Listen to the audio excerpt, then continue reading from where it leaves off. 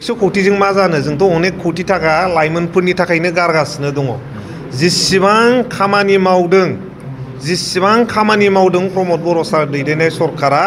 बांसिनानो लाइमोननि थाखायनो गारदों दिनै दुरान्ड कापनि खोथा बड'लेण्ड एफसिनि खोथा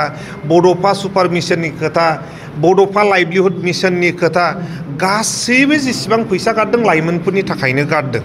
दा बिथाङा दिनै 17 बोसोर सरकार सालायखांनायनि उनाव दिनैसो लाइमोनफोरनि थाखाय सिरि मोननानै 100 करोड़नि खोथा बुंनाया मा मेटार खालामो दिनैसो 100 करोड़ गारनो नागिरबाय लाइमोनफोरनि थाखाय 17 बोसोराव 1 टाका मानो गारदिया लाइमोनफोरनि थाखाय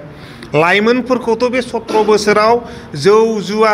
मेला पार्टी होनानै गोदाव सोराव खालामजोबनायनि मोनसे लामायावसो लांबायमोन जोंनि प्रमद बर' सार दैदेननाय सरकारा बे लाइमोनफोरखौ लामा आन्दायनाय लाइमोनफोरखौ ज' खालामनानै मोनसे मोजां लामाजों लांनो थाखाय फैसा गारबोदों दा बियो मोजां बाथ्रा नंगौना नङा दिनैसो हठात सिरि मोनखांनानै लाइमोनफोरनि थाखाय 100 करोड़नि खोथा बिथांनि खुगायाव ओंखारदों बियो समाया